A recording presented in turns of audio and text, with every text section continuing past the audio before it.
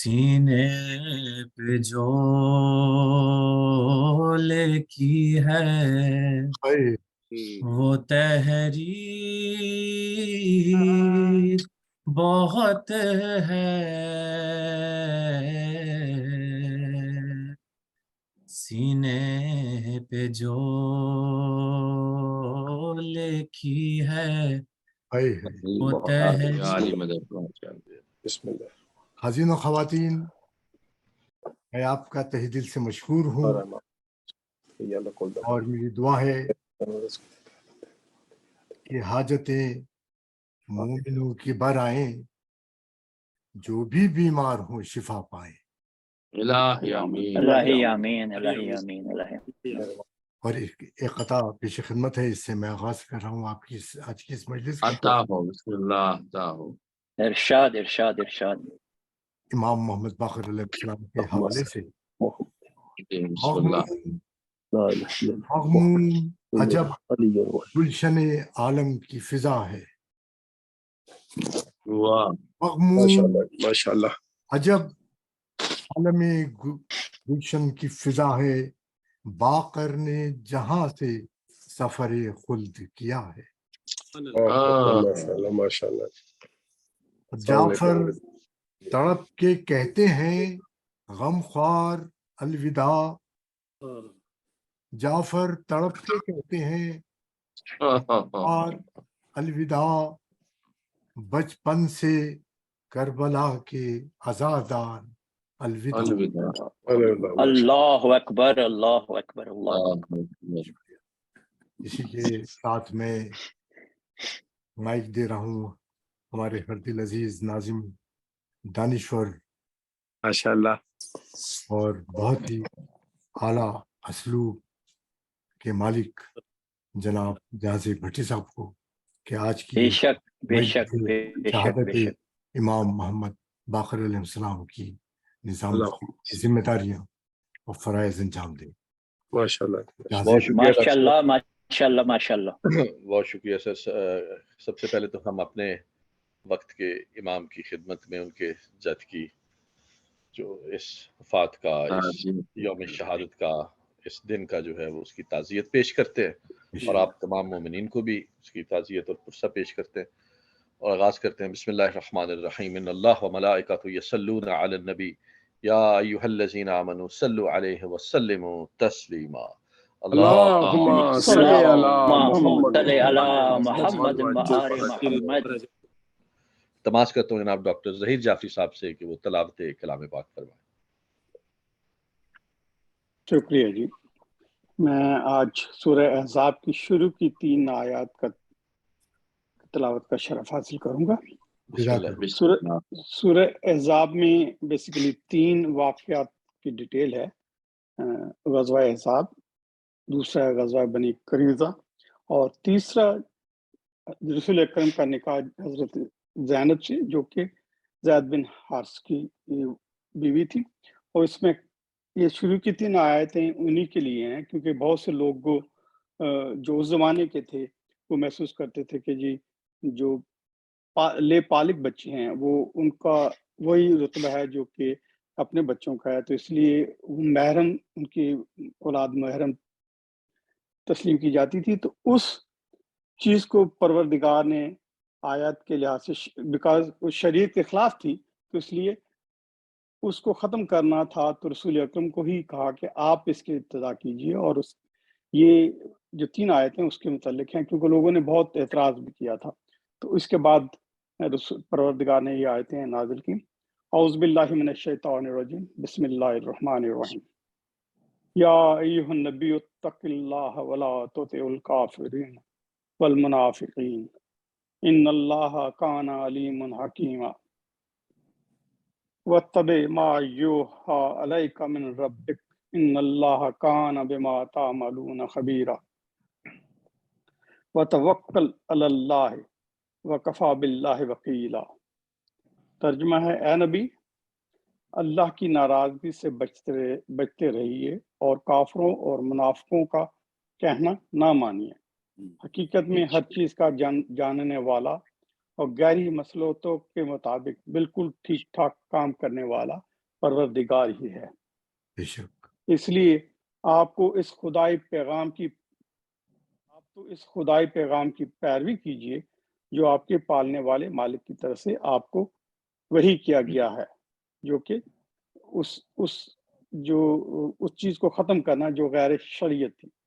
حقیقتاً اللہ اس سے اچھی طرح واقف ہے جو تم کرتے ہو، اور آپ اللہ ہی پر بھروسہ رکھیے کیونکہ اللہ تمام کاموں کو بنانے کے لیے بہت کافی ہے۔ صدق اللہ العظیم۔ جزاک اللہ، ماشاء اللہ۔ جزاک اللہ۔ اللهم صل على محمد۔ اب التماس کروں گا جناب رفت سلطان صاحب سے کہ حدیث کسا کی تلاوت کا شرف حاصل فرمائیں۔ جناب رفت سلطان صاحب۔ السلام علیکم ورحمۃ اللہ وبرکاتہ۔ وعلیکم السلام ورحمۃ اللہ وبرکاتہ۔ اعوذ باللہ من الشیطان الرجیم، بسم اللہ الرحمن الرحیم۔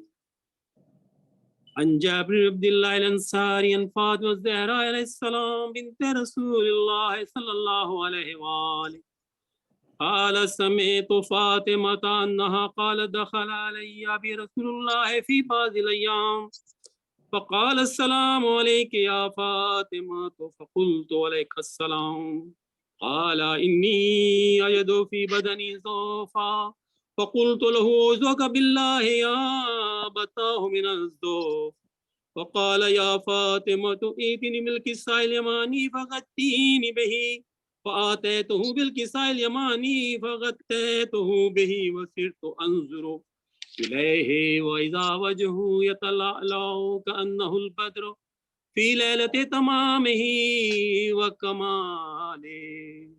اللهم صل على اللهم صل على محمد وآل محمد۔ وما كان إلا ساعة وإذا هم بولد الحسن قد أقبل وقال السلام عليك يا أماه فقلت عليك السلام يا قرة عيني وثمرة فؤادي فقال يا أماه إني أشم عندك رائحة طيبة كأنها رائحة جد رسول الله صلى الله عليه وآله فقلت نعم إن جدك تحت الكساء فأقبل الحسن نحو الكساء فقال السلام عليك يا جداه يا رسول الله أتأذن لي أن أدخل معك تحت الكساء فقال عليك السلام يا ولدي ويا صاحب هذه۔ نہیں پڑھا؟ نہیں ابھی پڑھیں گے۔ آپ ہیں اپنا سلطان بھائی؟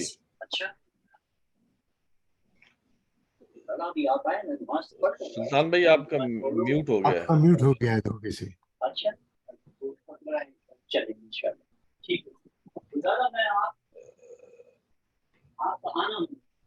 رفت سلطان صاحب آپ کا میوٹ ہو گیا حضور۔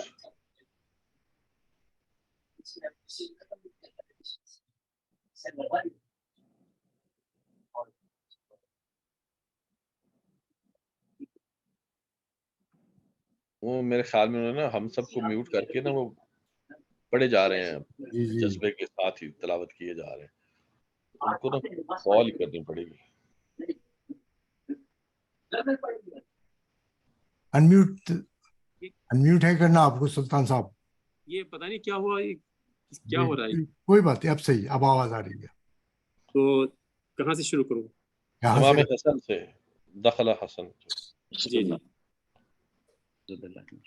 وقال السلام عليك يا أمه فقلت عليك السلام يا ولدي ويا قرة عيني وثمرة فؤادي فقال لي يا أمه إني أشم عندك رائحة طيبة كأنها رائحة جد رسول الله فقلت نعم إن جدك وأخاك تحت الكساء فدنا الحسين نحو الكساء فقال السلام عليك يا جداه والسلام عليك يا من اختاره الله وتأذن لي أن أكون معكما تحت الكساء فقال عليك السلام يا ولدي ويا شافع أمتي فأذنت لك فدخل معهما تحت الكساء۔ اللهم صل على محمد وعلى محمد وعجل فرجهم۔ فأقبل عند ذلك أبو الحسن علي بن أبي طالب عليه السلام وقال السلام عليك يا بنت رسول الله.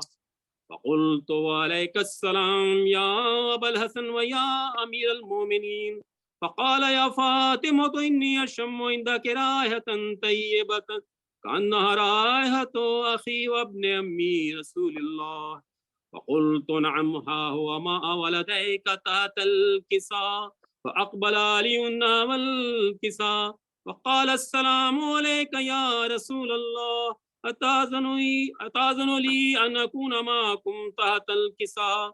قال له عليك السلام يا أخي ويا وسي وخليفتي وصاحب لوائي. قد أذنت لك. فدخل علي تحت الكساء. اللهم صل على محمد وآل محمد وعجل فرجهم. ثم آتيت نحو الكساء وقلت السلام عليك يا أبتاه يا رسول الله.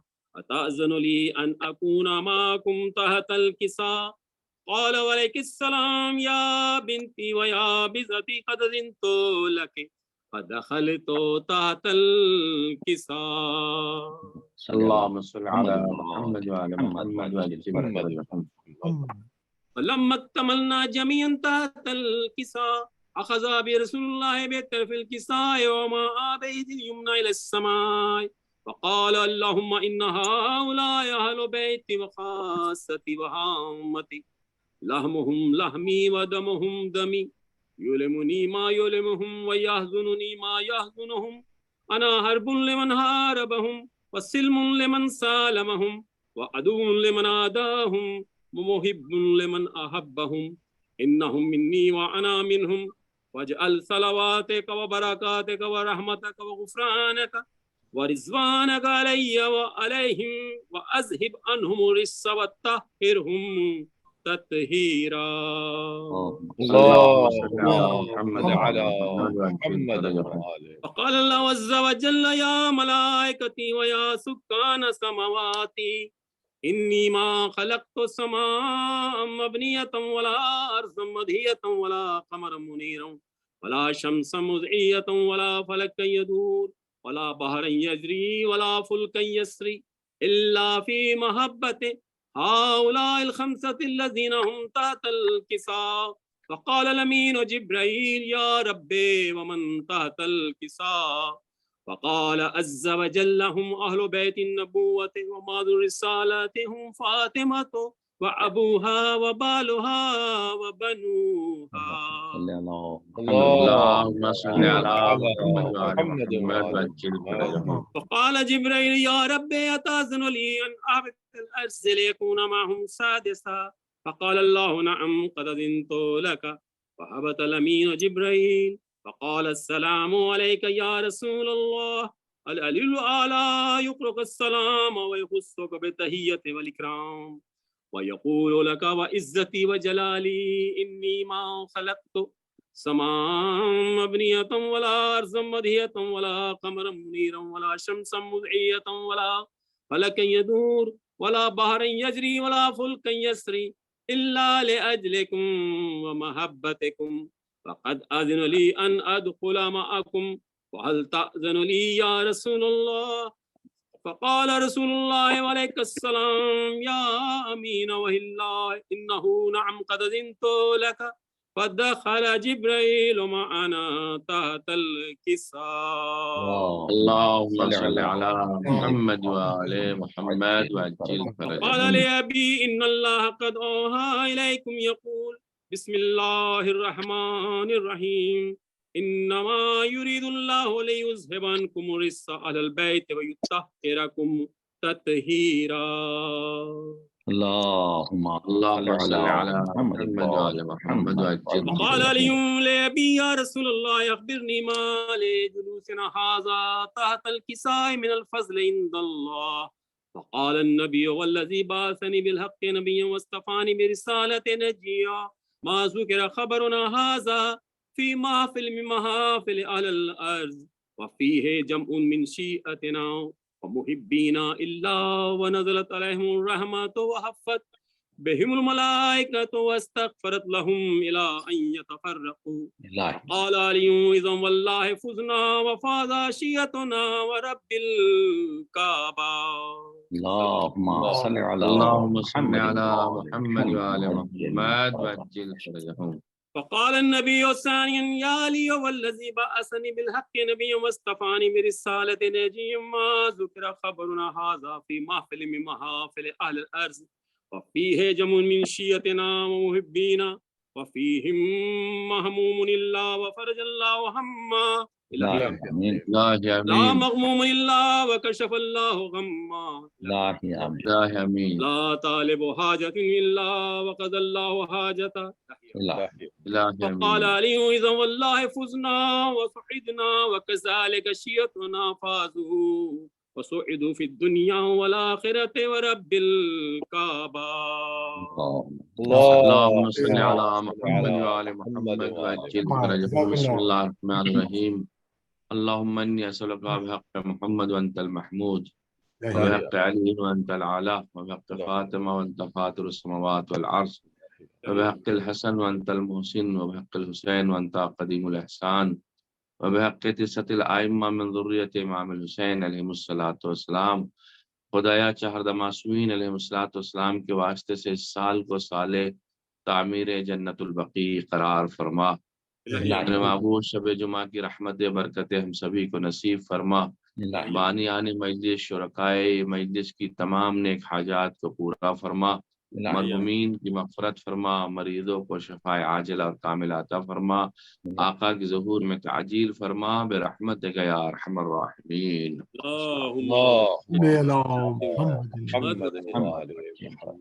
جزاک اللہ قبلہ اور جزاک اللہ سلطان بھائی، ماشاءاللہ خوبصورت تلاوت فرمائی آپ نے حدیث کی ساتھ.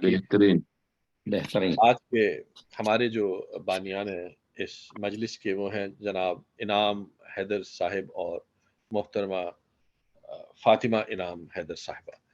آپ سے التماس ہے کہ ان کے مرحومین کے لیے، آپ اپنے مرحومین کے لیے اور ان کے لیے جن کا پڑھنے والا کوئی نہیں، ایک مرتبہ سورہ فاتحہ اور 3 مرتبہ سورہ اخلاص کی تلاوت فرمائیں. الحمدللہ رب العالمین.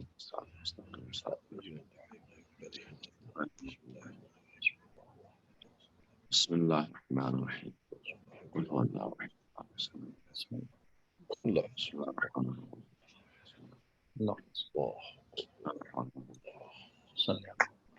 اللهم صل على محمد وآل محمد. میں اب التماس کروں گا جناب جعفر عابدی صاحب سے کہ تشریف لائیں اور بارگاہ امام میں ہدیہ سلام پیش کریں. جناب جعفر عابدی صاحب. السلام علیکم. جی وعلیکم السلام. ایک بلند تر صلوات. اللہم صل محمد. سینے پہ جو لکھی ہے وہ تحریر بہت ہے. سینے پہ جو لکھی ہے وہ تحریر بہت ہے. بخشش کے لیے ماتم شبیر بہت ہے. واہ واہ واہ واہ، کیا کہنے جعفر بھائی، ماشاءاللہ. سینے پہ جو لکھی ہے کیا فکر میری قبر میں کیوں ہوگا اندھیرا.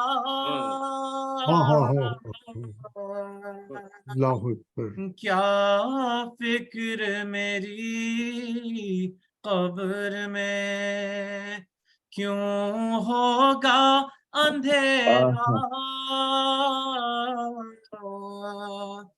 داغ غم شبیر کی تنویر ہاں ہاں ہاں ہاں بہت کیا کہنے ہے۔ سبحان اللہ بہت سبحان اچھا۔ اللہ واہ واہ سینے پہ جو زندہ باد لکھی ہے فرش غم شبیر ہی جنت ہے ہماری فرش غم شبیر ہی جنت ہے ہماری زہرا کی دعاؤں کی یہ جاگیر بہت سبحان اللہ سبحان اللہ ماشاء اللہ جی سینے پہ جو واہ جی واہ لکھی ہے جزاک اللہ جزاک ملنے اللہ۔ کو دو عباس کو لڑنے کی اجازت واہ ملنے تو دو عباس کیا کہنے کو بہت اچھا مصرع ہے واہ واہ لڑنے کی سبحان اللہ سبحان اللہ سبحان اللہ اجازت 2 لاکھ کو اس شیر کی شمشیر واہ واہ 2 لاکھ کیا بات ہے۔ جی جی واہ واہ سینے پہ جو لکھی ہے بھائی کہیں مقتل میں دکھائی نہیں دیتا بھائی کہیں مقتل میں دکھائی نہیں دیتا بے چین دل زینب دلگیر بہت ہے قرآن نہ گر جائے کہیں خاک پہ لوگوں قرآن نہ گر جائے کہیں خاک پہ لوگوں سانس اکڑی ہے زخمی تنے شبیر بہت ہے سینے پہ جو لکھی ہے 2 گام بھی بیمار پہ بھاری ہے ٹھہر شیر 2 گام بھی بیمار پہ بھاری ہے ٹھہر شیر اس حال میں یہ توخ یہ زنجیر بہت ہے سینے پہ جو لکھی ہے وہ تحریر بہت ہے بخشش کے لیے ماتم شبیر بہت ہے سینے پہ جو لکھی ہے سلامت رہیں سلامت رہیں اللہ سلامت رہیں ماشاء اللہ جعفر عابدی صاحب بہت اچھا کلام بڑا جزاک اللہ بھائی سلامت ناک آواز یہ ہمیشہ یہ بولا جاتا ہے بھائی بہت ہی خلوص سے ماشاءاللہ یہ پڑھتے ہیں جزاک اور اللہ جزاک جی اللہ ہمیشہ ہی ان کو بہت اچھا ماشاءاللہ میں نے دیکھا ہے. میں اب التماس کروں گا جناب اظہر سعید صاحب سے کہ وہ تشریف لائیں اور بارگاہ امام میں ہدیہ السلام پیش کریں. جناب سعید اظہر صاحب. بآواز بلند نعرہ صلوات. اللہم صلی علی محمد وآل محمد. کچھ دو تین شعر سلام کے، اس کے بعد مسائل کے کچھ شعر دوں گا. صلوات بھیجے بابود بلند. اللہم صلی علی محمد وآل محمد.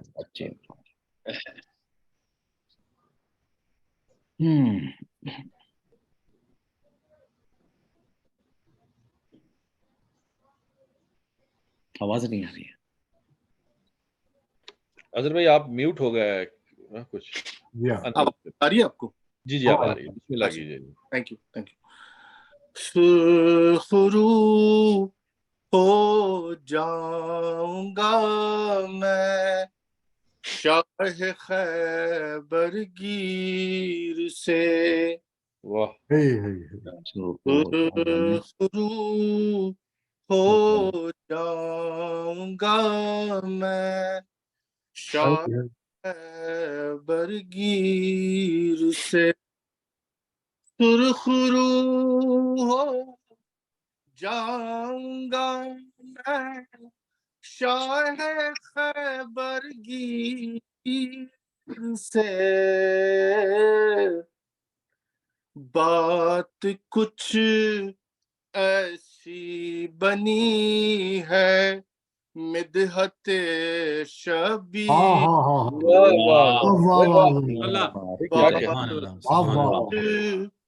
ایسی بنی ہے مدحت شبیر سے. شبیر سے. بہت حال آپ کا جانا ہوگا اور جن کا نہیں جانا ہے ان کو موقع دیا جائے. کر گئے تو اس کا نقشہ اپنے ذہن میں رکھیں اور یہ اگلا شعر سنیں. جب شروع ہو جائے مجلس روزہ عباس میں. جب شروع ہو جائے مجلس روزہ عباس میں مجھے آواز دینا روزہ شبیر سے. مجھے آواز دینا روزہ شبیر سے. اور صاحب جاز ایسے سید سجاد تھے کام جو شمشیر کا لیتے رہے زنجیر. کام جو شمشیر کا لیتے رہے زنجیر سے. سرخرو ہو جاؤں گا میں شاہ خیبر گیر سے. صلوات بھیجیے بابود بلند.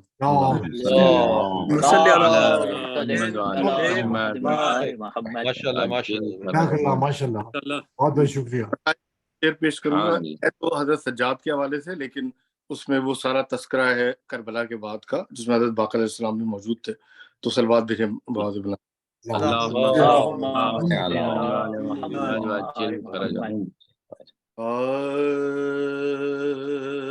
عابد سے یہ وطن میں کسی نے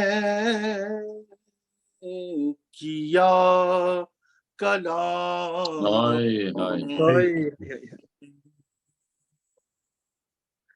عابد سے یہ وطن میں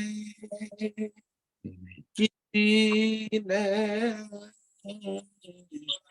یا کلام گزرے قلق زیادہ کہاں پہ یا امام مولا نے تین بار کہا شام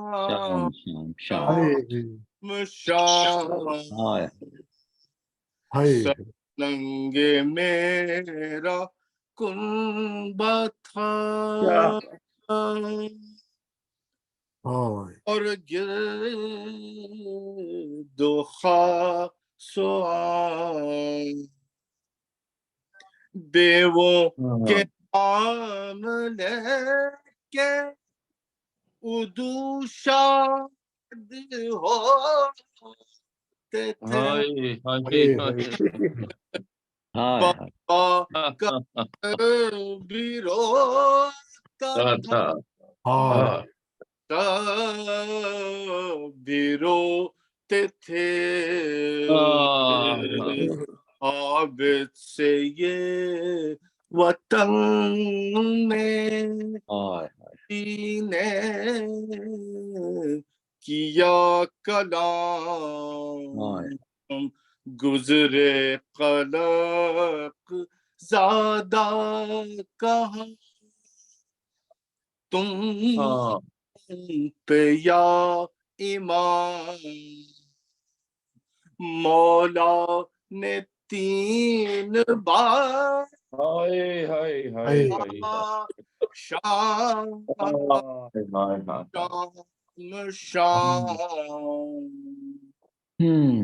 صلوات بابت بلند اللهم صل على محمد وآل محمد. جزاک اللہ بھائی، سلامت رہیے سلامت رہیے. میں اب انتہائی ادب کے ساتھ درخواست کروں گا قبلہ مولانا ریحان حیدر زیدی صاحب سے کہ ممبر افروز ہوں اور آج کی مجلس سے خطاب فرمائیں. جناب قبلہ ریحان حیدر زیدی صاحب. آواز سے بلند آ رہے صلوات.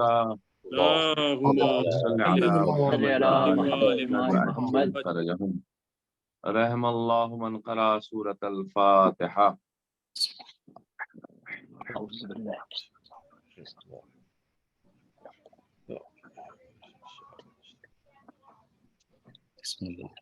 اللہم صل علی محمد وآل محمد.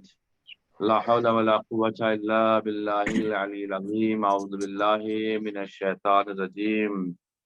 بسم اللہ الرحمن الرحیم. الحمد للہ رب العالمین. الصلاة والسلام علی اشرف الانبیاء والمرسلین سیدنا و نبینا و شفیع ذنوبنا و طبیب قلوبنا و مزکی نفوسنا مولانا و مقتدانا ابی القاسم المصطفى محمد وعلى آلہ الطیبین الطاہرین المعصومین المظلومین الذین اذهب اللہ عنہم الرجس فطہرہم تطہیرا. اللهم صل على محمد وآل محمد. ولعنۃ اللہ علی اعدائهم اجمعین من یومنا الى قیام یوم الدین. اما بعد فقد قال مولانا الامام محمد ابن علی الباقر علیہ الصلاۃ والسلام. بسم اللہ الرحمن الرحیم. یا جابر یکتفی من انتحل التشیع بحبنا اہل البیت واللہ ما شیعتنا الا من اتقى الله واتاءه وما كانوا يعرفون شيعتنا الا بالتواضع والتخشع وذكر الله واداء الامانه وبر الوالدين. صلوات پڑھ دیں محمد وعلى اللهم صل على محمد وآل محمد. ماشاءاللہ قبلہ. مجلس کا آغاز میں چونکہ ماہ ذی الحجہ ہے اور ایک عظیم مہینہ ہے، اس کے نام میں ہی صاحبیت پائی جاتی ہے. ذی الحجہ کا مطلب ہی ہے صاحب حج. اب ظاہر سی بات ہے اس میں حکم دیا گیا اس مہینے میں کہ انسان حج کے لیے تشریف لے جائے. صاحب حج کا معنی آتا ہے. اور اگر ہم کسی کے قول کے بنا پر اسے حجت سے قرار لے لیں تو تو مطلب ہوگا صاحب حجت، واہ واہ یعنی واہ یہ واہ مہینہ واہ حجت کا مہینہ ہے۔ واہ سبحان واہ سبحان اللہ اللہ سبحان سبحان اللہ۔ سبحان اللہ۔ اور ظاہر سی بات ہے سب سے بڑی حجت کا اعلان اسی مہینے میں ہو رہا ہے۔ اگر اس حجت کا اعلان غدیر خم میں نہ ہوتا تو عالم اسلام کا اسلام قصائیوں کی دکانوں پہ نظر آتا، ہائے ہائے ہاں ہائے ہاں ہائے، ہاں واہ ہاں واہ واہ، اور قبلہ کیا اسے یہ بھی واہ احساس واہ نہیں ہو پاتا کہ اسلام ہے کیا۔ یہ تو ذی الحجہ کی برکتیں ہیں، غدیر کی برکتیں ہیں سبحان کہ اللہ۔ غدیر کی برکتوں کی وجہ سے آج ہم بفخر و مباحات اس بات کو کہہ دیتے ہیں کہ ہم غدیر والے ہیں، ہم ولایت والے ہیں، ہم وصایت والے ہیں، واہ ہم واہ، امامت والے ہیں۔ اور الحمدللہ۔ عزیزان گرامی اگر یہ اعلان نہ ہوتا تو عالم اسلام کو نقلی اور اصلی کا پتہ ہی نہ چلتا کہ ہاں ہاں اسلام ہاں، نقلی کیا ہے اور اسلام اصلی کیا ہے۔ ہے اس لیے کہ اصل کی حقیقت بھی اسی وقت آتی ہے جب انسان نقل کو دیکھتا ہے، واہ جو کہ ہاں کہتے واہ ہیں واہ، کہ ارے یہ تو اس لائق ہی نہیں ہے، تو پھر یہ تلاش کیا جائے کہ ان کے اوپر والے کون ہیں، توجہ چاہ رہا ہوں۔ واہ تو اب واہ واہ قبلہ، رجحان پھر ادھر ہو جاتا ہے کہ اصلیت کو تلاش کیا جائے، اور جب اصلیت کھل کر آتی ہے تو ماہ ذی الحجہ سے اس کا آغاز ہوتا ہے۔ کائنات کا سب سے بہترین جوڑا بنا ہی پہلی ذی الحجہ کو ہے۔ واہ ہاں واہ ہاں واہ ہاں واہ، ہاں واہ واہ واہ قبلہ، اللہ ملاحظہ اللہ فرمائیے، اللہ کائنات کا سب سے بہترین کپل جسے کہا جائے اسی پہلی ذی الحجہ کو نمودار ہوا ہے، جو منشأ الہی کے مطابق عقد حضرت علی و زہرا پایا جاتا ہے۔ اس کی ابتدا ہی اتنے مبارک دن سے ہے ماہ ذی الحجہ کی کہ اس کی فضیلت کوئی کیا بیان کر سکتا ہے۔ آپ ذی الحجہ کی پہلی تاریخ کو اتنا عظیم جشن مناتے، 7 ذی الحجہ کو امام محمد باقر علیہ الصلوۃ والسلام کی شہادت کی تاریخ ہے، 9 ذی الحجہ یوم عرفہ بھی ہے، شہادت جناب مسلم بھی ہے، سفیر حسینی کی شہادت بھی ہے، آغاز کربلا بھی ہے۔ اس سے بڑھ کر اور کیا ہو سکتا؟ عرفے کے لیے جو بتایا گیا ہے 9 ذی الحجہ کو کہ عرفے کا دن ایک عظیم دن ہے، اس کا نام ہی عرفہ رکھا گیا ہے۔ عرفہ کہتے ہی معرفت کو ہیں، پہچاننے کو ہیں، یعنی جس نے اپنے آپ کو عرفے کے دن نہ پہچانا اب وہ انتظار کرے گا ماہ مبارک رمضان شب قدر کا، ہاں ہاں عرفے میں اپنے آپ کو پہچان لے یا پھر واہ ماہ مبارک رمضان میں جا کر کے شب قدر کو درک کر لے۔ اور تمہیں کیا معلوم شب قدر کیا ہے؟ میں یہ نہیں جو مجلس میں حاضر ہیں ان سے خطاب نہیں ہو رہا، یہ روایت کا فقرہ پڑھ رہا ہوں کہ تمہیں کیا معلوم، اور قرآن کا ترجمہ کر رہا ہوں کہ تمہیں کیا معلوم شب قدر کیا ہے۔ تو امام سے پوچھا گیا مولا شب قدر سے مراد یہاں کیا ہے؟ تو امام نے یہی تو ارشاد فرمایا تھا ہماری جدتنا فاطمہ زہرا شب قدر سے مراد ہے۔ ہاں ہاں یعنی یا تو آپ عرفے میں درک کر لیں دعائے عرفہ کو، توجہ چاہ رہا ہوں، سبحان جو اللہ حسین سبحان کی اللہ واہ بتائی ہوئی واہ درک دعا ہے۔ اگر حسین کی بتائی ہوئی دعا کو عرفہ کے دن درک نہ کر سکے تو پھر مادر گرامی کی طرف آئیے گا لیلۃ القدر میں، شب قدر میں، وہاں آپ کو اپنی اہمیت کا اندازہ ہوگا۔ ملاحظہ فرمائیے اتنا عظیم دن ہے دعائے عرفہ اور روز عرفہ کا۔ عرفے کے دن کا روزہ 60 سال کے روزوں سے بہتر ہے۔ عظیم روایات میں آیا ہے کہ اتنا بہتر دن ہے عرفے کا دن جو آ رہا ہے، کیونکہ ہماری مجلس روز ہوگی نہیں، عرفہ گزر چکا ہوگا، لہذا آج ہی بیان کرنا ضروری سمجھتا ہوں۔ عرفے کا دن بہترین دن ہے، روزہ رکھنے کا دن ہے، 60 سال کے روزوں سے بہتر روزہ ہے، اور عرفے کا دن اللہ کی بارگاہ میں دعا کرنے کا دن ہے، مغفرت کا دن ہے، دعائے عرفہ پڑھنے کا دن ہے۔ دعائے عرفہ کی چوتھے امام نے اتنی تاکید فرمائی ہے کہ اگر کوئی انسان روزہ رکھنے کی وجہ سے دعائے عرفہ نہ پڑھ سکے تو اسے روزہ چھوڑ دینا چاہیے، لیکن دعائے عرفہ نہیں چھوڑنی چاہیے۔ اب اس سے اندازہ آپ لگائیے گا کہ روزے کا ثواب 60 سال کے روزوں سے زیادہ ہے، تو پھر دعائے عرفہ کا ثواب تو اس سے کہیں زیادہ ہوگا۔ جبھی تو امام کہہ رہے ہیں کہ روزہ عرفہ دعائے عرفہ نہیں چھوڑنی چاہیے، بھلے سے روزہ چھوڑ دیا جائے جو 60 سال کی عبادت کے برابر ہے۔ دعائے عرفے کے دن چوتھے امام نے ایک مدینے میں ایک فقیر کو دیکھا جو بھیک مانگ رہا تھا، تو چوتھے امام نے آواز دیا وائے ہو تیرے اوپر کہ تو آج کے دن بھی غیر خدا سے مانگ رہا ہے. اللہ وجہ یہ کہ جو بچہ شکم مادر میں ہے اللہ نے اس کے رزق کی بھی ضمانت آج لے سبحان رکھی ہے. اللہ، نعرہ تکبیر، اللہ اکبر، نعرہ رسالت، یا رسول اللہ. نعرہ حیدری، علی حیدر، سبحان تو اللہ. کتنا عظیم دن ہے عزیزان گرامی، عرفے کا دن. امام نے ضمانت لی ہے. اب عرفے کے دن ہر شے کی ضمانت ہے، رزق کی ضمانت، امانت ہے، ضمانت ہے، ہمیں عزت کی ضمانت، توجہ چاہ رہا ہوں، اس کے دن لی گئی ہے. وقار کی ضمانت، عمر کی ضمانت، تمام فضیلتوں کی ضمانت، اولاد کی اصلاح کی ضمانت. کتنی چیزیں میں آپ کی خدمت پیش کر دیتا ہوں کہ روز عرفہ کے دن یہ تمام چیزیں پائی جائیں. اور سب سے بڑی اہمیت عرفے کے دن کی کیا ہے؟ میرے معبود جس نے تجھے پا لیا اس نے کیا کھو دیا، سبحان اللہ. اور جس نے تجھے کھو دیا اس نے کیا پا لیا. ہاں ہاں ہاں ہاں، اس سے بڑھ کر کے اور کیا ہو سکتا ہے کہ اللہ نے عرفے کے دن اپنے پانے والی ضمانت لی ہے. آج حاصل کر لو خدا کو، آج حاصل کر لو رضا حسین کو، آج حاصل کر لو رضا آل محمد کو. اتنا عظیم دن ہے ذی الحجہ کا دن، 9 عرفہ، عرفے کا دن. اور بہت سی چیزیں، غسل کرنا اس کے دن، خیرات دینا، صدقہ دینا، اور اس سے اگلے دن قربانی کا دن ہے، سنت پیغمبر ہے. حضرت آیت اللہ العظمہ آغا سستانی کا فتویٰ بھی ہے. جو افراد، توجہ پاچا رہا ہوں، قربانی کرنے کی قدرت رکھتے ہیں ان کے لیے مستحب ہے کہ انجام دیں. اس کی بڑی تاکید کی گئی ہے. ریکمینڈڈ ہے یہ قربانی، یعنی واجب کے حدود میں نہیں ہے لیکن بیفور واجب ہے. یعنی اس کی اتنی تاکید کی گئی ہے کہ قربانی کرو، بلو یہ کہ قرض لے کے کرو، تاکہ پیغمبر کے جد کی سنت پہ عمل ہو سکے.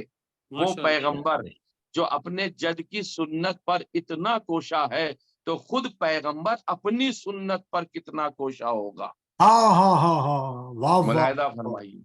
کہتے پیغمبر قرض لے لو، قربانی کرو، اللہ تمہارے قرض کو ادا کرے گا. پھر حکم آیا اگر کسی کے پاس قربانی کرنے کے پیسے تو ہیں لیکن جانور مہیا نہ کر سکے، کسی بھی اعتبار سے مہیا، اپنے وطن میں بھی نہ کر سکے، جہاں رہ رہے وہاں نہ کر سکے، تو آغا سستانی ارشاد فرماتے اس کی قیمت صدقہ دینا مستحب ہے.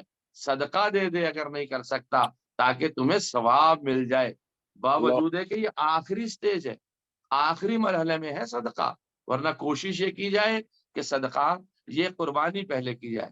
انسان اپنے اور اپنے اہل و عیال کی طرف سے ایک جانور قربانی کر سکتا ہے، تمام کی ملا کر کے 2 یا اس سے زیادہ افراد بھی شریک ہو کر قربانی کر سکتے ہیں.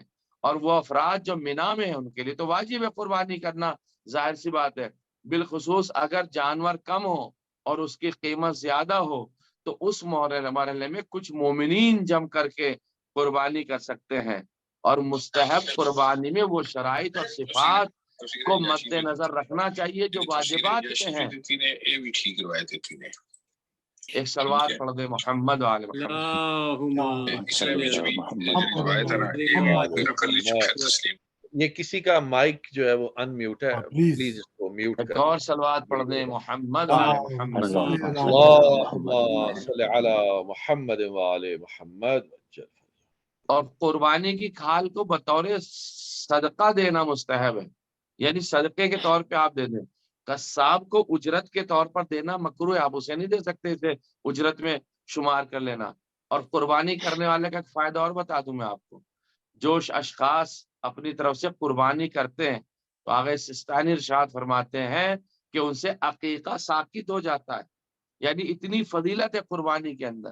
عقیقہ کر رہے ہیں تو کتنا بہتر ہے، بہت اچھا ہے.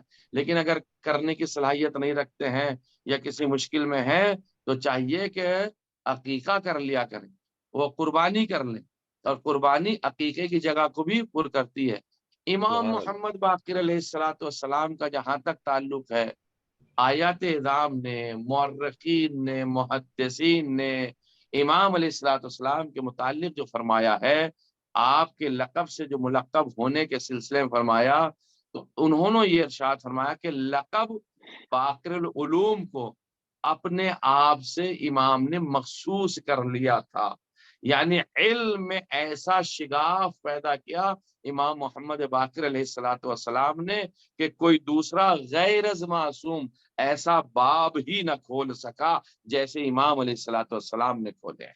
سبحان امام اللہ، محمد باقر علیہ الصلوۃ والسلام جیسے علوم، تمام علوم جیسے تفسیر ہے، عقائد ہے، فقہ ہے، اخلاق ہے، یا دوسرے حکمت کے باب ہے، ایسے باب کھولے ہیں امام علیہ الصلوۃ والسلام نے کہ ان کا مقابلہ کوئی نہیں کر سکتا۔ اس سلسلے میں اس قدر حدیث بیان کی ہیں کہ فقط محمد ابن مسلم نے 30,000 حدیثیں امام باقر سے نقل کی ہیں۔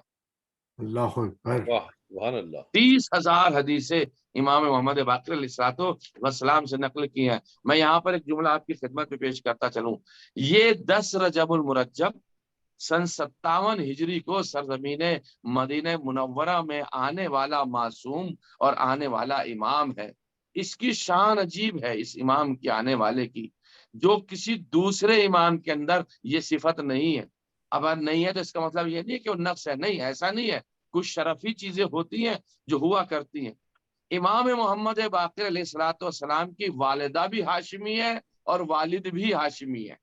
ہاں ہاں، سبحان اللہ، سبحان اللہ، توجہ چار ملاحظہ فرما رہے ہیں آپ، اس سے ملاحظہ آپ فرمائیے کہ آپ کی والدہ ماجدہ امام حسن علیہ الصلوۃ والسلام کی صاحبزادی ہیں، یعنی دونوں طرف سے سادات، دونوں طرف سے ہاشمی ہیں۔ اور کتنا بڑا اہتمام اللہ نے رکھا اور یاد کرنے کے لیے بچوں کے لیے، جوانوں سے معذرت، جو ہو سکتا ہے کچھ نوجوان ہماری اس مجلس میں ہوں اور ہمیں سن رہے ہوں، لہذا ان کے لیے ایک پیغام ہو جائے کہ ہمارے امام کی ولادت کب ہوئی ہے، اس طرح کی چیزیں ذہن نشیں ہو جاتی ہیں۔ امام علیہ الصلوۃ والسلام کی ولادت باسعادت ہوئی 10 رجب المرجب کو سن 57 ہجری کو۔ آپ 57 ہجری کو اس طریقے سے یاد کر سکتے ہیں، اگر بچوں کے لیے عرض کر رہا ہوں کہ فرق کے لیے، یہ امام ہے 5ویں، امام محمد باقر، اور معصوم ہے یہ 7ویں، تو 5 اور 7 کو جب لکھتے ہیں تو 57 بنتا ہے، واہ واہ تو واہ، 5ویں امام ہے، 7ویں معصوم ہے۔ واہ واہ واہ سبحان واہ، اللہ، سبحان اللہ کی بلا ماشاء اللہ، ملاحظہ ہو رہی ہے، یعنی 5ویں امام ہے، 7ویں معصوم ہے آپ، تو 57 بنتا ہے۔ اس کا مطلب یہ ہے کہ یہ امامت کی ذمہ داری بھی لے کر آئے ہیں اور اپنے معصوم ہونے کی ذمہ داری بھی لے کر کے آئے ہیں۔ سبحان اللہ، ایک درود پڑھ دیں محمد و آل محمد پر۔ اللہم صل علی محمد وآل اب محمد۔ شیعوں کے نزدیک ملاحظہ فرمائیے، اکثر حدیث جن کی تعداد 10,000 سے زیادہ افضل ہے، فقط 5ویں اور 6ٹھے امام یعنی امام محمد ابن علی الباقر اور امام جعفر ابن محمد الصادق علیہ الصلوۃ والسلام سے نقل ہوئی ہیں، اور ان میں سے ایک حصہ 8ویں امام علی ابن موسیٰ الرضا علیہ الصلوۃ والسلام سے نقل ہوا۔ اس کی وجہ کیا ہے کہ ان 3 معصومین سے حدیث زیادہ ہے؟ اس کی وجہ یہ ہے کہ تینوں رہنما ایسے زمانے میں زندگی بسر کر رہے تھے کہ جب دشمنوں کا فشار بہت کم تھا اور بنو امیہ بنو عباس آپس میں جنگ کر رہے تھے، جس کی وجہ سے ان تینوں اماموں نے رسول خدا کی حدیث کو اپنے آباء و اجداد سے نقل کر کے ہم تک منتقل کیا ہے۔ یہ سب سے بڑی وجہ رہی ہے کہ امام محمد باقر اور امام جعفر صادق علیہ السلام۔ اس لیے ہمارے یہاں کتابوں میں زیادہ تر آئے گا ان الباقر یا ان الصادق یا ان الباقرین یا ان الصادقین، یعنی یا تو یہ باقر سے حدیث ہے یا یہ صادق سے حدیث ہے یا باقرین سے حدیث ہے، باقرین امام باقر اور امام صادق کو باقرین کہتے ہیں، یا صادقین سے حدیث ہے، یعنی امام صادق اور امام باقر کو صادقین کہتے ہیں۔ اس طریقے سے جہاں بھی روایت مل جائے ہم سمجھ سکتے ہیں کہ باقرین سے مراد کیا ہے اور صادقین سے مراد کیا ہے۔ امام محمد باقر علیہ الصلوۃ والسلام سن 57 ہجری میں آپ کی ولادت بسعادت کو بتایا۔ امام کے مناظرے بہت ہیں، جیسے کہ امام محمد باقر علیہ السلام کی علمی کاوشیں، علمی کوششیں، جیسے میں نے آپ کی خدمت کے حق میں پیش کیا کہ 30,000 سے زیادہ محمد ابن مسلم نے روایات کو بیان فرمایا۔ علماء اہل سنت نے پہلی صدی سے لے کر کے اور آخری صدی تک ان کے اماموں میں نے بھی امام محمد باقر علیہ السلام کی روایات پر اور حدیثوں پر روشنی ڈالی ہے۔ ایسا نہیں ہے کہ یہ بات میں آپ حضرات کی خدمت میں بغیر کسی دلیل کے اس بات کو پیش کر رہا ہوں، بلکہ عزیزان گرامی علماء اہل سنت میں سے عبداللہ ابن عطا، یہ عبداللہ ابن عطا امام باقر کا ہم عصر ہے، یعنی امام باقر کے زمانے میں ہے۔ اس نے ایک جملہ کا میں اب اردو میں سنا دیتا ہوں تاکہ عربی پڑھوں گا پھر ترجمہ کروں گا تو زیادہ وقت ہو جائے گا۔ وہ عبداللہ ابن عطا کہتا ہے امام باقر کا ہم عصر ہے، میں نے خود دیکھا تھا کہ حکم ابن عتیبہ ابو جعفر کے سامنے ایک چھوٹا سا شاگرد نظر آتا تھا، چھوٹا سا شاگرد۔ اب خود امام ابو حنیفہ، ملاحظہ فرمائیے گا جانے گرامی، امام ابو حنیفہ نے اس بات کو اقرار کیا ہے اپنی عمر کے آخری حصوں میں، اس وقت جس وقت امام باقر علیہ السلام کی جوانی تھی اس وقت میں یہ جا کر کے اس کی ولادت ہوئی تھی امام ابو حنیفہ، یہ اپنی جوانی میں اس بات کا اقرار کرتا ہے میرے پاس جو علم کی شمع روشن ہے وہ میں نے امام محمد باقر اور امام جعفر صادق سے حاصل کی ہے، ملاحظہ فرمائیے۔ اچھا دوسرے بات، عطار نیشاپوری یہ 7ویں صدی کا آدمی ہے، وہ لکھتا ہے کہ امام باقر علیہ السلام کی بہت سی کرامات موجود ہیں اور بہت سی کرامات مشہور ہو چکی ہیں۔ اس نے لکھا وہ حجت خدا ہیں، رسول خدا کی اولاد میں سے ہیں، علی کے جو کہ صاحب ظاہر اور باطن ہیں، اور ان کے پوتوں میں سے امام باقر علیہ السلام ہیں اور جعفر صادق ان کے بیٹے ہیں۔ امام باقر سے زیادہ اپنے زمانے میں کوئی بھی عالم اور کوئی بھی مجتہد اور کوئی بھی اعلیٰ تعلیم کا مالک نہیں تھا۔ ابن ابی الحدید نے نہج البلاغہ کی 12 جلدیں لکھی جو مولا علی علیہ السلام کی فضیلتوں میں اس بات کو لکھتا۔ وہ کہتا ہے ابن ابی الحدید ان کا لقب باقر تھا، وہ باقر علوم تھے اور رسول خدا نے ان کو یہ لقب عطا فرمایا تھا۔ وہ جابر ابن عبداللہ انصاری کا واقعہ تو بڑا مشہور ہے، وقت مجھے اجازت نہیں دیتا کہ جابر ابن عبداللہ انصاری نے تو سال برس انتظار کیا ہے کہ میرے رسول کی حدیث جھوٹی نہیں ہو سکتی، اور مسجد مدینہ میں یہی تو کہتے تھے این باقر العلوم، این باقر العلوم، این باقر العلوم، تو لوگ مدینے کے لوگ کہتے تھے یہ دیوانہ ہو گیا، تو جابر ابن عبداللہ انصاری کہتے تھے میں دیوانہ نہیں ہوا ہوں، دیوانہ تم ہوئے ہو، تم نے کل بھی رسول اللہ پہ شک کیا تھا، آج بھی تم اس کے فرزند پہ شک کر رہے ہو، مجھے رسول اللہ نے گواہی دی ہے جابر تم وہ زمانہ پاؤ گے جب میری اولاد سے ایک باقر علوم ہوگا، تم مجھے اسے میرا سلام پہنچا دینا۔ تو لہذا جابر کہتے ہیں میں بڑھاپے میں بھی اس بات کا مطمئن ضرور تھا مجھے اس وقت تک موت نہیں آئے گی جب تک رسول اللہ کا سلام باقر تک نہ پہنچا دوں۔ ایک سلوات پڑھ دیں محمد علیہ محمد۔ اب عزیزان گرامی روایات تو میرے پاس میں بہت ہیں، میں اتنی روایات ایک چھوٹی سی بات پیش کے بات کو ختم کرنا چاہوں گا۔ حضرت امام محمد باقر علیہ السلام کے لیے ہشام کا زمانہ تھا، یہ بنو امیہ کا خلیفہ تھا، اس کے برسر اقتدار تھا۔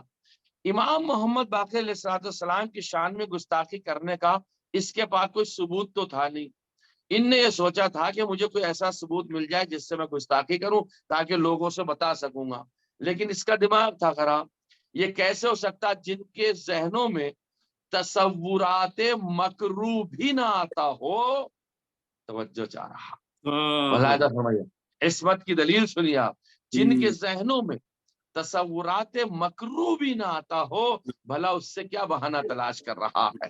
لہذا امام کے مدینے واپس جانے پر راضی ہو گیا کہ بھئی اب امام کو جانے دو، یہ مدینے واپس چلے جائیں۔ یہ واقعہ حج کا ہے، حج میں امام علیہ السلام نے مکے کی سرزمین پر اپنی فضیلتوں کے ایک باب کھولا تھا، ہم سے افضل کوئی نہیں ہے، ہم حجت خدا ہیں۔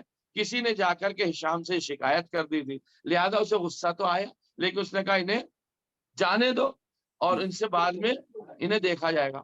آپ نے تفاوت سے حال کیا تو معلوم ہوا کہ جب امام علیہ السلام تشریف لے جا رہے تھے، راستے میں ایک راہب ہے جو 100 سال میں صرف ایک بار اپنے معبد سے نکلتا ہے، آج اس کے نکلنے کا دن ہے۔ یہ امام علیہ السلام کا واقعہ، 5 امام کا۔ حضرت امام محمد باقر علیہ السلام اس مجمع میں عوام کے ساتھ جا کر کے بیٹھ گئے. پورا مجمع تھا، اس راہب کو دیکھنا چاہ رہا تھا کہ دیکھیں آج کے دن وہ نکلے گا، کیا کرتا ہے، اسے دیکھ لیتے ہیں. اب امام بھی بیٹھ گئے. اب راہب جو انتہائی ضعیف ہو چکا تھا، مقررہ وقت پر وہ برآمد ہوا اپنے اس معبد سے، اس جگہ سے، اور اس نے چاروں طرف نظر دوڑانے کے بعد امام علیہ السلام کی طرف نظر دوڑائی اور مخاطب ہو کر کہتا ہے کیا آپ ہم میں سے ہیں؟ توجہ چاہ رہا ہوں. امام محمد باقر سے کہتا ہے کیا آپ ہم میں سے ہیں؟ راہب سے میرا ایک سوال ہے، یہاں صدیوں آدمی کھڑا ہوا ہے، سدھا آدمی موجود ہے، سویوں آدمی موجود ہے، تو نے یہ سوال جو ہے امام باقر سے کیوں کیا کہ کیا آپ ہم میں سے ہیں؟ اس کا مقصد یہ ہے کہ اس کا چہرہ وہ چہرہ نہیں ہے جو سب کا ہے. توجہ چاہ رہا راہب نے انہی سے کیوں سوال کیا؟ اس کا مطلب یہ ہوا کہ ان کا چہرہ وہ چہرہ نہیں ہے جو سب کا ہے. تو امام علیہ السلام کیا ارشاد فرماتے ہیں، ہاں میں امت محمدیہ سے ہوں. لفظ بھی عجیب استعمال کیا، امت محمدیہ سے. ہو سکتا ہے امام بتانا چاہتے ہو اصل امت محمدیہ جو آل کی شکل میں ہے وہ ہم جیسی ہے. توجہ چاہ رہا. پھر اچھا، پھر ایک مرتبہ راہب کہتا آپ علماء میں سے ہیں یا جوہلا میں سے ہیں؟ ابھی تو پہچانتا نہیں ہے نا، آپ علماء میں سے ہیں یا جوہلا میں سے. تو امام کو کیا کہنا چاہیے تھا؟ امام فرما دیتے میں عالم ہوں. یہی تو کہنا چاہیے نا، میں سب جانتا ہوں. امام نے ایک لفظ استعمال کیا، میں جاہل نہیں ہوں. توجہ چاہ رہا ہوں. اگر امام یہ فرما دیتے میں عالم ہوں تو اس کا فوراً سوال ہوتا کیا آپ کس چیز میں علم رکھتے ہیں؟ آپ فقہ میں رکھتے ہیں، احکام میں رکھتے ہیں، قرآن میں رکھتے ہیں، حدیث میں علم رکھتے ہیں، کلام میں علم رکھتے ہیں. وہ فوراً سوال کرتا. امام نے کہا میں جاہل نہیں ہوں. تو اب امام نے ہر جہل کی نفی کر دی، یعنی جہل ہم سے دور ہے. ماشاءاللہ. امام کے جملوں پہ غور تو کیجیے، امام کس طریقے سے وارد میدان ہو رہے ہیں. میں جاہل نہیں ہوں. میں جاہل نہیں ہوں کا مطلب یعنی میں نے ہر شے میں کوئی بھی چیز لے آؤں میں اس کے اندر جاہل نہیں ہوں، یعنی علم مطلق کا مالک ہوں میں. امام فرماتے ہیں. پھر ایک مرتبہ آپ حضرات میرے ساتھ ہیں نا جانے گرامی، ایک درود پڑھ دیں محمد آل محمد. اللہم صلی علی محمد. پھر وہ راہب کہتا آپ مجھ سے کوئی دریافت کرنے کے لیے آئے ہیں، معلومات کرنے کے لیے آئے ہیں؟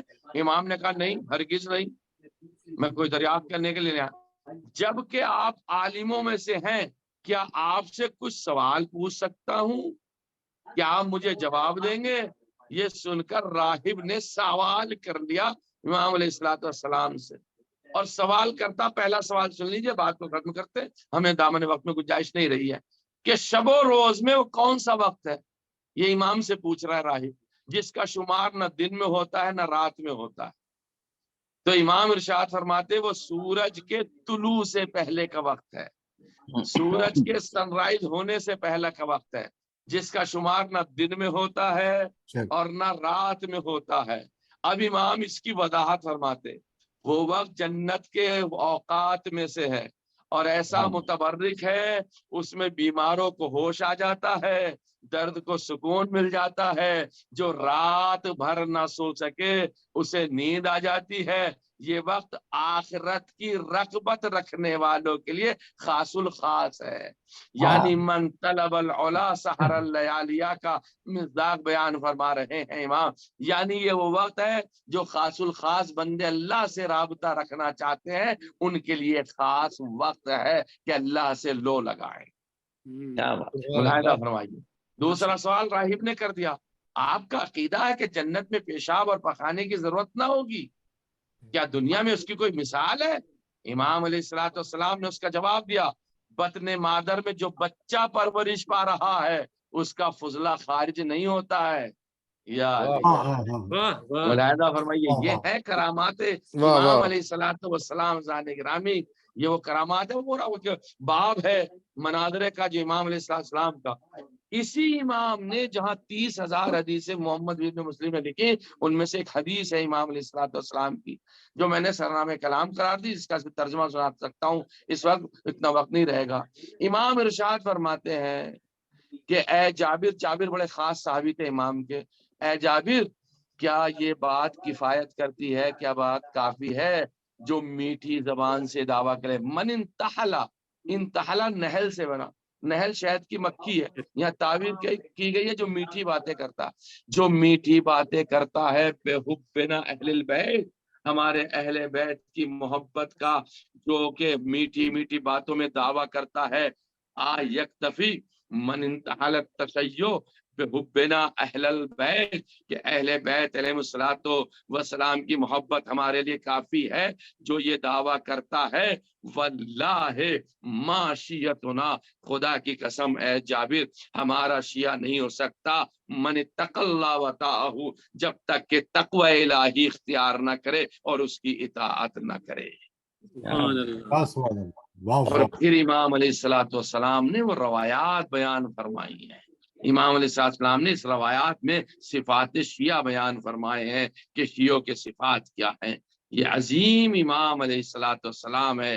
جب ہشام ابن عبد الملک کو یہ برداشت نہ ہو سکا، خلیفہ بنو امیہ کو امام کی یہ تمام فضیلتیں برداشت نہ ہو سکیں، تو اس نے حکم دیا والی مدینہ ابراہیم ابن محمد کو کہ امام علیہ السلام کو یعنی امام محمد باقر کو زہر دے دو اور کسی طرح سے انہیں شہید کر دو، انہیں ختم کر دو، ان کا وجود ہمارے لیے نقصان دہ ہے۔ اور یہی شکوہ کسی نے کیا بھی تھا کہ حج کے موقع پر مدینے میں امام کا وجود اے ہشام تیرے لیے مشکل میں ڈال سکتا، تیری حکومت کے لیے خطرہ ہو سکتا، لہذا دھوکے سے میرے امام مظلوم کو زہر دلایا گیا۔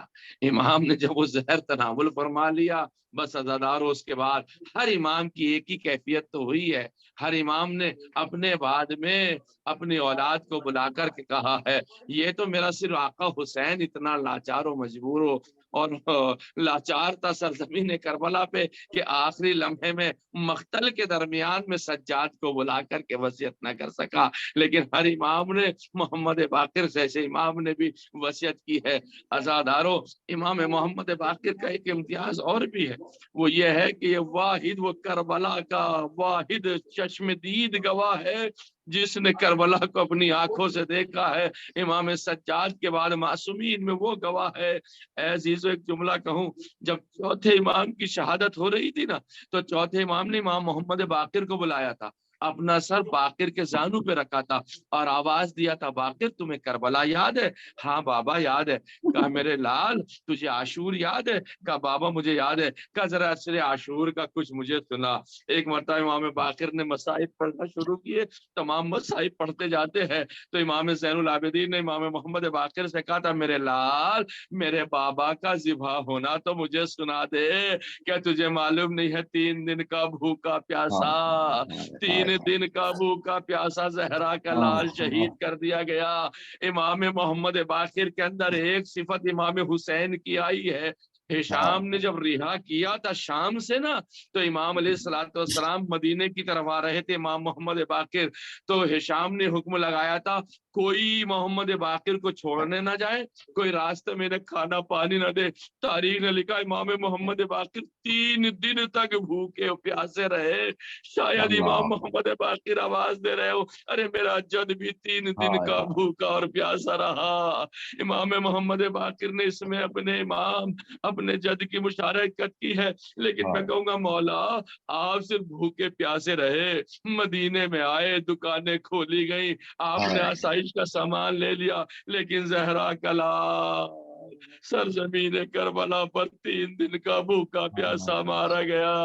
آزادار ایک جملہ پڑھنا چاہ رہا ہوں، امام کا جب آخری وقت آیا، امام جابر صادق کو اپنے سینے سے لگایا، وصیت اور رموز امامت ان کے حوالے کیے، میرا امام دنیا سے رخصت ہو گیا، چھوٹے امام نے غسل و کفن دے کے جنت البقیع میں دفن کر دیا، لیکن میں وہ جملہ کیسے نہ پڑھوں، ارے میرا چوتھا امام کربلا کی سرزمین پر اپنا سر پیٹتا رہا، آواز دیتا رہا بابا تیرا بیٹا بے بس ہے، ہاتھوں میں ہتھکڑیاں، پیروں میں بیڑیاں، گلے میں خاردار طاق ہے، لو عزادارو امام دنیا سے رخصت ہو گئے، الا ولعنت اللہ على قوم الظالمين سيعلم الذين ظلموا أي منقلب ينقلبون.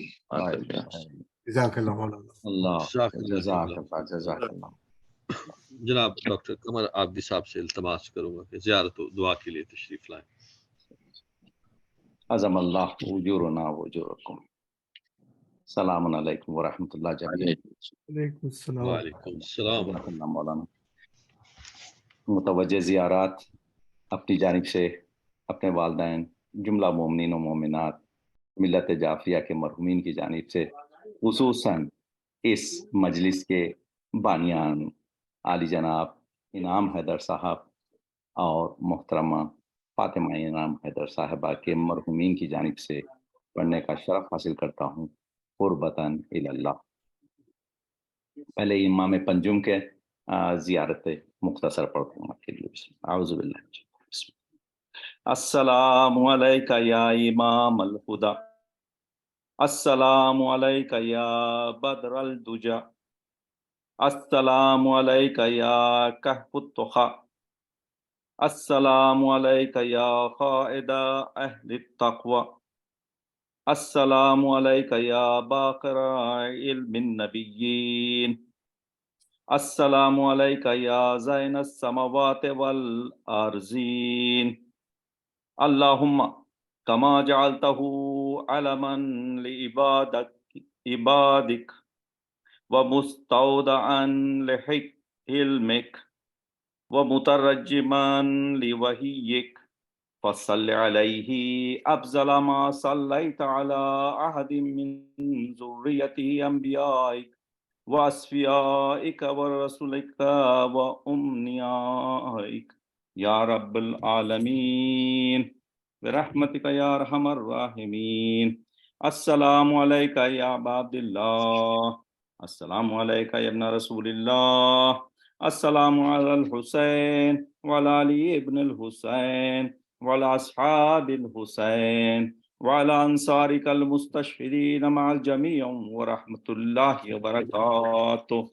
السلام علیکہ یا غریب الغرباء، السلام علیکہ یا مغیث الشیع وزوار فی یوم الجزا، السلام علیکہ یا علی بن موسی الرضا، السلام علیکہ وعلی آبائک السبع وابنائک الاربع، السلام علیکم ورحمۃ اللہ وبرکاتہ. السلام علیکہ یا صاحب عصر و زمان، الامان الامان الامان من فتنۃ الزمان، السلام علیکہ یا امام زماننا ھذا اجل اللہ تعالی فرجک وسہل اللہ تعالی مخرجک وظہورک. السلام علیکہ ورحمۃ اللہ وبرکاتہ. سب مل کے انشاءاللہ. اللہم کل ولیک الحجۃ ابن الحسن صلواتک علیہ وعلی آبائہ فی ہذہ الساعہ وفی کل ساعہ ولیا وقائدا وحافظا وناصرا ودلیلا وعینا حتی تسکنہ ارضک طوعا وتمتعہ فیہا طویلا برحمتک یا ارحم الراحمین. اللہ آپ سب کے عبادات اللہم صلی علی محمد آمین. جزاک اللہ ماشاء اللہ. جزاک اللہ جی ڈاکٹر صاحب، جزاک اللہ، بہت شکریہ. ہمیشہ کی طرح خوبصورت دعا و زیارت. آج کے انشاءاللہ اس پروگرام کا وقت ختم ہوا چاہتا ہے. میں دعا گو ہوں کہ آج جو بھی پڑھا گیا، تلاوت قرآن پاک، حدیث قصہ، سلام، مجلس، زیارت، اس کا ثواب جو ہے وہ ہمارے آج کے جو بانیان ہیں انعام حیدر صاحب اور محترمہ فاطمہ انعام حیدر صاحبہ، ان کے مرحومین کو پاک اللہ تعالیٰ عطا فرمائے، ان کے درجات بلند فرمائے اور ان کے لیے بھی دنیا آخرت کی ہر طرح کی آسانیاں عطا فرمائے. آپ سب کو بھی دنیا آخرت کی آسانیاں عطا فرمائے اور کوئی غم نہ دے سوائے غم حسین. مجھے اجازت دیجیے، اگلی شب جمعہ کو انشاءاللہ پھر ملاقات ہوگی. السلام علیکم. علیکم.